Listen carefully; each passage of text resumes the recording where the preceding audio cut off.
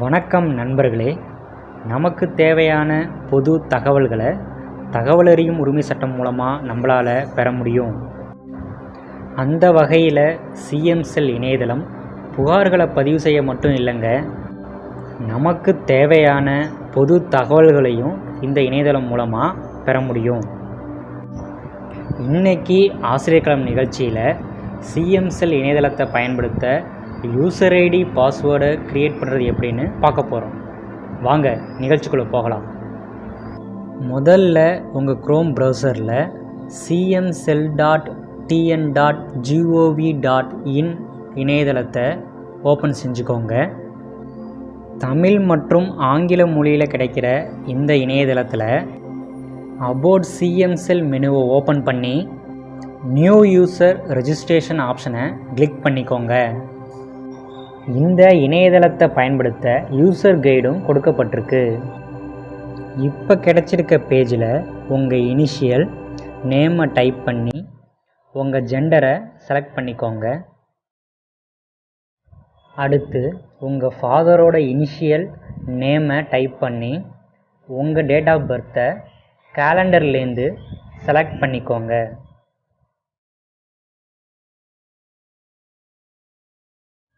உங்கள் ஃபுல் அட்ரஸை ஒவ்வொரு காலத்துலேயும் வரிசையாக என்டர் பண்ணுங்க. முதல்ல உங்கள் டோர் நம்பர், தெருவின் பெயர்,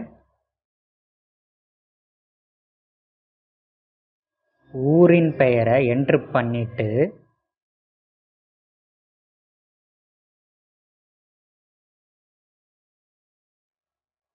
உங்களோட மாவட்டம்,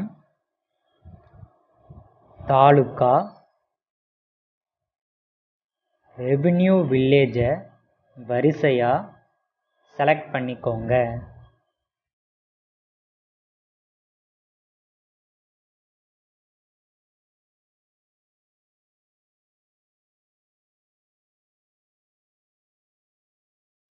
அடுத்து உங்கள் பின்கோடை என்டர் பண்ணுங்க.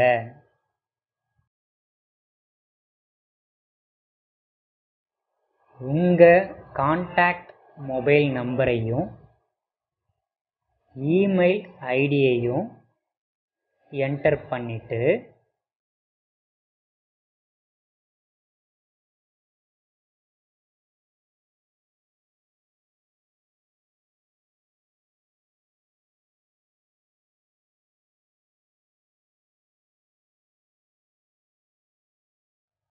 லாகின் ஆப்ஷனை கிளிக் பண்ணுங்க.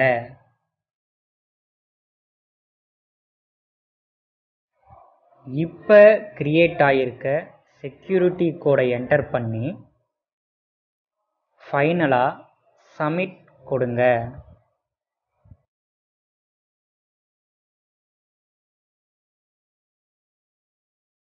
இப்போ சிஎம் செல் இணையதளத்தை பயன்படுத்த தேவையான யூசர் ஐடியும் பாஸ்வேர்டும் க்ரியேட் ஆகிடுச்சு. இந்த யூசர் ஐடி, பாஸ்வேர்டு மற்றும் செக்யூரிட்டி கோடை என்ட்ரு பண்ணி நாம் லாகின் செஞ்சுக்கலாம். சிஎம் செல் இணையதளம் மூலமாக தகவல்களை பெற விண்ணப்பிப்பது எப்படின்னு அடுத்த வீடியோவில் பார்ப்போம். நன்றி.